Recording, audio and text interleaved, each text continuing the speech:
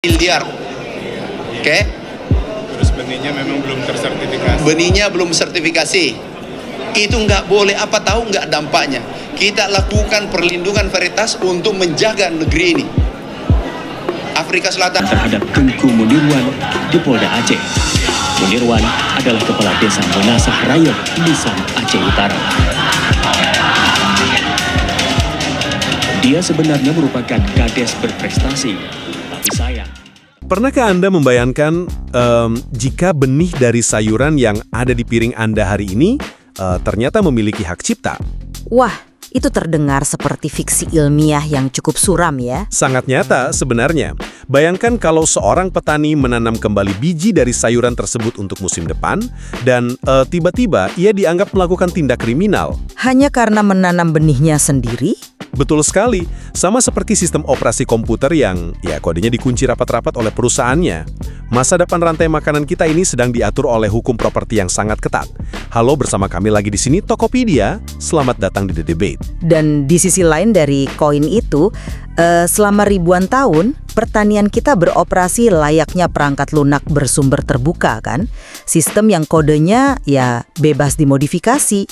Petani secara komunal menanam, menyeleksi dan menukar benih secara organik. Iya, sebuah sistem yang sangat tradisional. Tepat. Jadi perdebatan mendasar yang memisahkan kita berdua hari ini adalah soal regulasi. Apakah regulasi pemerintah saat ini seperti Undang-Undang Perlindungan Varietas Tanaman itu merupakan kerangka kerja yang wajib ada untuk inovasi atau justru sekedar alat untuk memonopoli hak hidup petani demi korporasi global? Posisi saya cukup jelas. Sebagai ekonom pertanian, integrasi dengan sistem global dan perlindungan paten itu adalah keniscayaan makroekonomi, kan? Itu satu-satunya cara menjamin ketersediaan pangan bagi ratusan juta jiwa. Dan posisi saya sebaliknya. Saya melihat regulasi ini secara sistematis memarjinalkan petani kita. Fokusnya bergeser dari kedaulatan pangan, menjadi sekedar membuka pasar untuk korporasi multinasional. Sudah bermasalah sejak awal kan? Sangat. Di era kolonial, kita mengalami sistem tanam paksa. Sebuah struktur yang secara sistematis mengekstraksi hasil bumi kita demi pasar Eropa. Lalu, di era pendudukan Jepang, muncul monopoli kumiai yang memutus total akses masyarakat ke panen mereka sendiri. Yang mana memicu kelaparan massal waktu itu. Tepat. Tapi pola kontrol itu sebenarnya tidak hilang setelah kemerdekaan. Ia cuma berganti baju. Masuk ke dekade 70-an, kita dihadapkan pada revolusi hijau. Yang membawa kita pada swasembada beras. Narasi resminya memang begitu, modernisasi dan swasembada. Tapi secara praktik, itu adalah pergeseran paksa. Dari budaya agrikultur yang kaya kearifan lokal, diubah menjadi agribisnis industri. Petani diwajibkan pakai paket input kimia dan benih seragam dari pusat. Ya, karena kebutuhan. Dampaknya luar biasa loh. Lebih dari 10.000 varietas padi lokal kita hilang. Karena dipaksa untuk tidak lagi ditanam. Saya paham kritik itu, tapi dari perspektif ekonomi makro, kita harus bersikap objektif.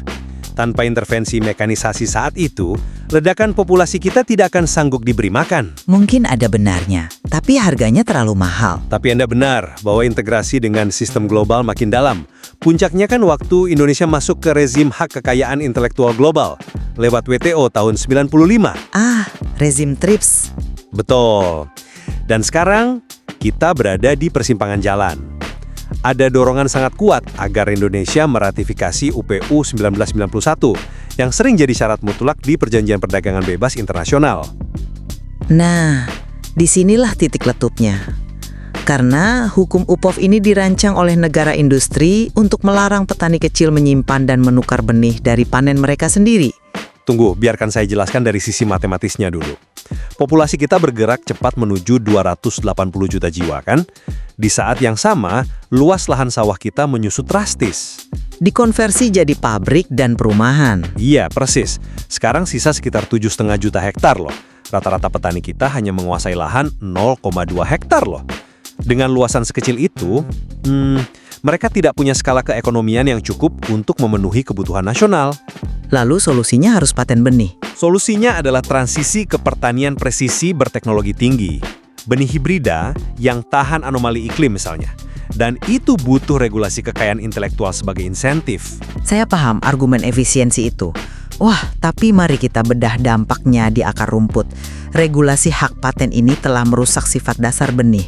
Benih yang tadinya hak komunal, anugerah alam yang dipertukarkan bebas antar desa, disulap jadi komoditas komersial belaka. Karena penciptaan benih unggul butuh riset bernilai miliaran. Tapi lihat faktanya, 78% pasar benih Indonesia kini dikuasai oleh perusahaan asing kan? Di tingkat global lebih seram lagi. Cuma 4 mega korporasi yang menguasai lebih dari 50% pasokan benih dunia. Ini mematikan kemandirian lokal sama sekali. Gini, saya ingin memberi sudut pandang soal cara kerja inovasi ya. Pembuatan benih modern itu tidak bisa disamakan dengan pertukaran desa zaman dulu. Sama seperti industri farmasi. Mulai lagi dengan analogi farmasi. Sebentar, dengarkan dulu. Industri farmasi kan tidak akan mengalokasikan triliunan rupiah untuk meneliti obat baru tanpa jaminan paten. Begitu juga entitas riset pertanian. Mereka tidak akan mau meriset varietas padi yang tahan tanah salinitas tinggi tanpa perlindungan komersial. Tapi Aturan seperti UPOV itu mewajibkan benih punya standarisasi dan keseragaman. Ini murni untuk kontrol kualitas agar panen bisa diprediksi, bukan konspirasi untuk menjajah petani. analogi farmasi Anda itu terus terang sangat menyesatkan. Menyesatkan bagaimana? Logika risetnya sama. Jelas beda. Industri farmasi meracik senyawa kimia baru di laboratorium steril. Dari nol. Tapi inovasi benih sama sekali tidak begitu. Inovasi benih modern itu dibangun di atas keringat dan observasi ribuan generasi petani lokal kita. Tentu ada bahan dasar dari alam, tapi modifikasinya? Dengarkan data ini. Selama 50 tahun terakhir, petani kecil secara komunal telah menyumbangkan sekitar 2,1 juta galur varietas tanaman ke Bank Benih Genetik Dunia. Wah, angkanya spesifik sekali ya. Ya, itu data resmi. Lalu korporasi komersial, mereka cuma menyumbang sekitar 80.000 varietas. Tapi kan korporasilah yang memetakan genomnya dan menciptakan galur murni yang berkali-kali lipat lebih tangguh untuk menghadapi hama modern. Mekanismenya tidak seadil itu. Ini yang disebut biopirasi. Korporasi mengambil plasma nutfah yang dijaga turun-temurun oleh komunitas adat, membawanya ke lab, mengubah 1 atau 2 gen, lalu mendaftarkan paten atas benih itu. Itu penyederhanaan yang agak ekstrim menurut saya. Kenyataannya begitu, setelah dipatenkan, mereka melarang petani asli menggunakan benih turunannya.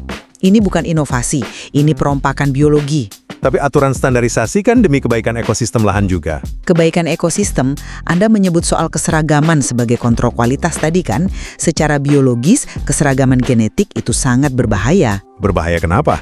Panennya jadi lebih mudah diprediksi. Petani tradisional sengaja menanam varietas yang tidak seragam di satu lahan. Tujuannya, kalau datang wabah wereng, sebagian tanaman yang punya daya tahan alami bisa selamat. Memaksa petani menanam satu genetik yang sepenuhnya seragam justru menciptakan lahan rapuh yang siap hancur oleh satu jenis patogen. Ini cuma model bisnis langganan yang dipaksakan lewat hukum. Oh, tunggu. Model bisnis langganan bagaimana maksudnya? Kalau Anda merujuk pada fakta bahwa benih hibrida keturunan kedua kualitasnya menurun kayak tongkol jagungnya jadi kerdil, itu bukan desain jahat perusahaan loh. Lalu apa kalau bukan didesain supaya petani beli lagi? Itu murni biologi dasar yang disebut segregasi genetik. Saat galur induk disilangkan, sifat unggulnya meludak di keturunan pertama. Tapi kalau biji dari panen itu ditanam lagi, genetikanya terpecah acak. Jadi petani harus beli benih baru setiap musim. Ya, bukan karena ditindas secara hukum, tapi karena mereka ingin hasil panen yang maksimal dari hibrida itu. Oh gitu. Kalau memang itu murni karena batasan biologi, lantas mengapa negara harus repot-repot mengerahkan aparat kepolisian untuk menangkap petani yang mencoba bereksperimen sendiri? Menangkap? Itu kan kasus yang sangat sporadis. Sama sekali tidak sporadis. Coba kita lihat apa yang terjadi pada Tukirin di Nganjuk tahun 2005. Kasus benih bisi itu ya? Iya, Tukirin itu cuma petani kecil. Dia secara mandiri mencoba menyilangkan dan memuliakan benih jagung di lahan sempitnya. Apa yang terjadi? Dia diseret ke pengadilan pidana karena dilaporkan oleh anak perusahaan multinasional. Karena dituduh mengedarkan benih tanpa sertifikasi. Betul, dia dikriminalisasi hanya karena berinovasi tanpa label merek mereka. Kasus Tukirin itu memang sebuah tragedi sosial, saya akui itu. Penegakan hukum di bawah waktu itu sangat kaku dan tekstual.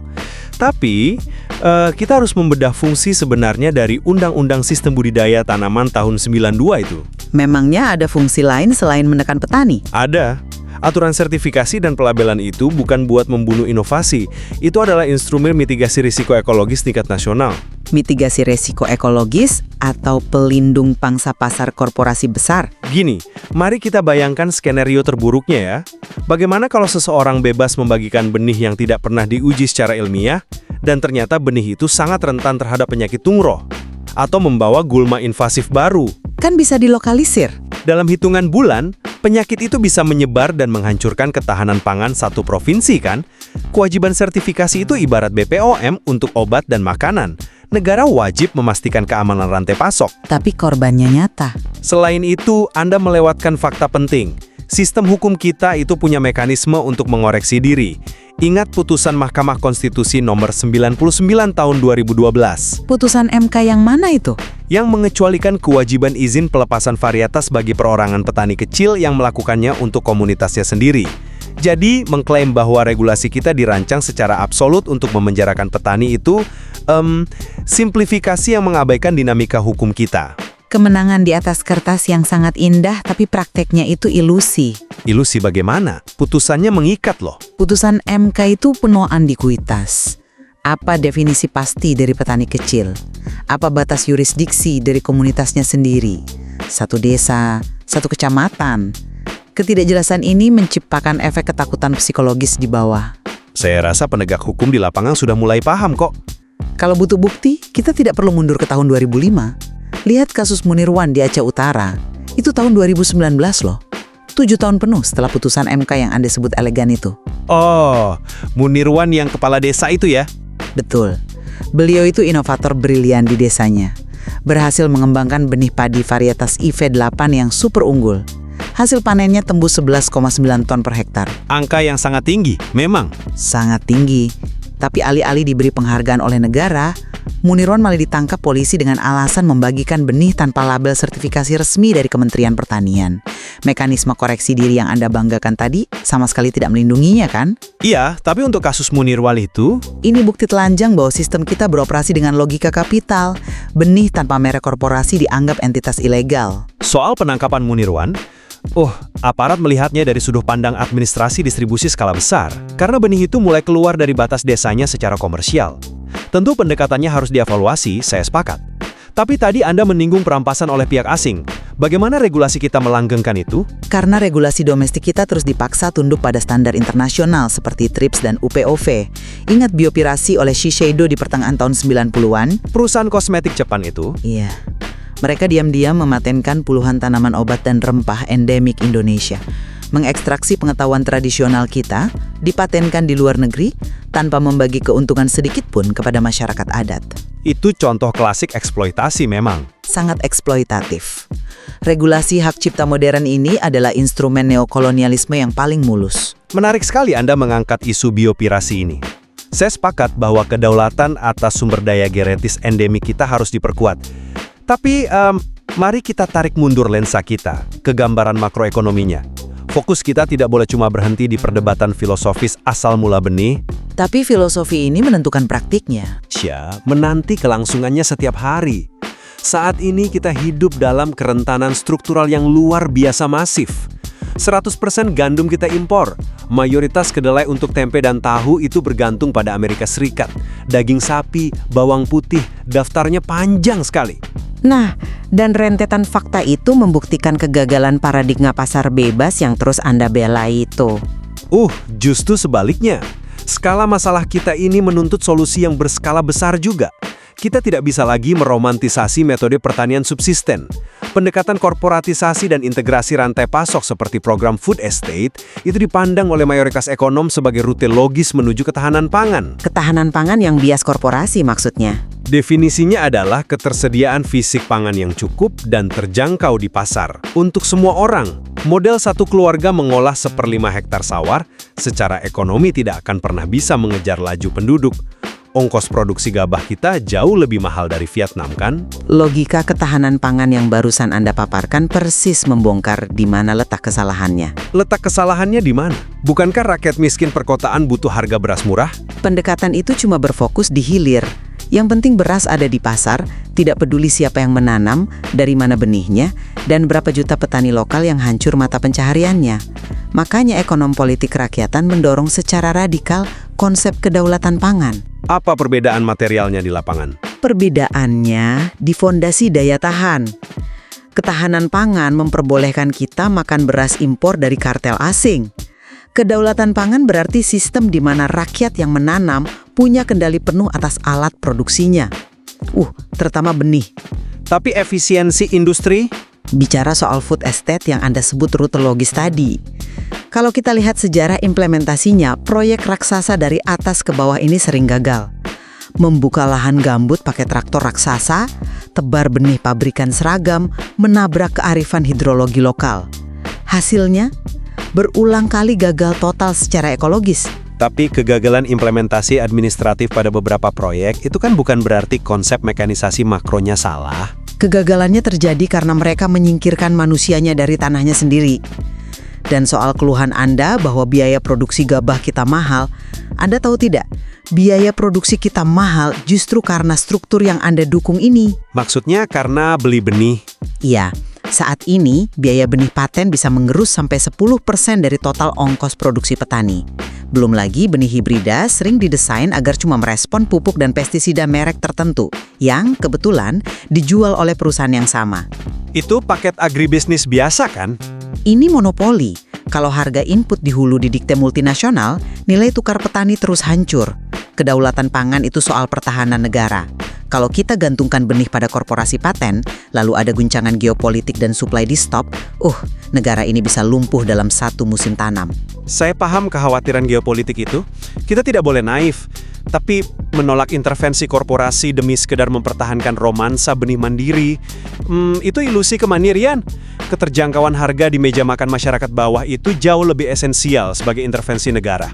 Keterjangkauan sementara. Ini, kalau ada perusahaan teknologi pertanian multinasional yang bisa merilis varietas padi kebal hama, perubahan iklim, dan melipat gandakan panen, melarang mereka beroperasi atas nama anti korporasi itu kebijakan bunuh diri. Solusinya bukan menutup diri, tapi memastikan lembaga anti monopoli kita mencegah praktek kartel. Keterjangkauan harga yang ditopang pasokan asing itu bom waktu. Hari ini mungkin murah karena dumping dari pasar global. Tapi saat rejim UPOV mengunci hukum kita dan benih lokal musnah, korporasi punya kuasa absolut. Mereka tidak akan sejahat itu kalau ada kontrol negara. Petani yang dulunya bangga sebagai pemulia benih, kini secara struktural diturunkan derajatnya jadi buruh konsumen. Terjebak utang demi beli benih tiap kuartal. Kalau petani bangkrut, ketahanan pangan runtuh dari dalam. Ini desain kemiskinan struktural. Disinilah perdebatan kita mencapai titik krusialnya ya. Untuk menyimpulkan pandangan saya hari ini, membangun arsitektur pertanian yang sanggup menopang bangsa sebesar Indonesia di tengah krisis iklim, ini butuh pragmatisme tingkat tinggi. Pragmatisme yang menumbalkan petani kecil? Bukan begitu. Skala demografis kita mewajibkan kolaborasi dengan kekuatan modal yang punya riset genomik canggih. Menghormati kekayaan intelektual dan standarisasi kualitas itu bukan pengkhianatan terhadap petani. Itu harga tiket masuk ke peradaban pertanian modern supaya tidak ada kelaparan massal di kota-kota kita. Saya tidak bisa sepakat dengan itu. Kesimpulan dari pembacaan saya atas sejarah agribisnis ini bertolak dari kehati-hatian yang teramat sangat. Mulai dari revolusi hijau sampai janji manis perdagangan bebas, benang merahnya konsisten. Privatisasi dan perampasan hak petani. Tapi kita tidak bisa memutar waktu ke era tradisional. Bukan memutar waktu. Kemandirian pangan bangsa tidak bisa diserahkan ke kalkulator profit Dewan Direksi Multinasional. Kedaulatan pangan harus dikembalikan pada otonomi petani lokal.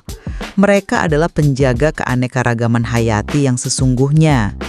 Regulasi hukum seharusnya jadi tameng buat inovator akar rumput kita, bukan alat penghisap ekonomi desa. Sangat jelas, diskusi kita hari ini betul-betul memperlihatkan kompleksitas menavigasi dua kutub ini kan? Di satu sisi urgensi teknologi pangan skala besar, tapi di sisi lain keharusan moral mencegah petani kecil terlindas arus globalisasi. Tepat, ini bukan cuma soal hitam dan putih.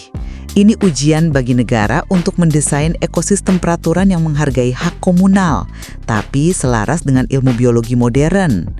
Kami sangat menyarankan Anda untuk terus menggali isu krusial ini karena ini menyangkut asal-usul makanan di piring kita semua. Kembali ke pertanyaan awal tadi ya, akankah masa depan pangan kita dikendalikan oleh sistem tertutup ala korporasi, atau kita bisa menemukan jalan tengah dengan semangat sumber terbuka warisan leluhur kita? Terima kasih sudah mendengarkan, jangan lupa untuk klik like dan subscribe, serta tulis pendapatmu di kolom komentar.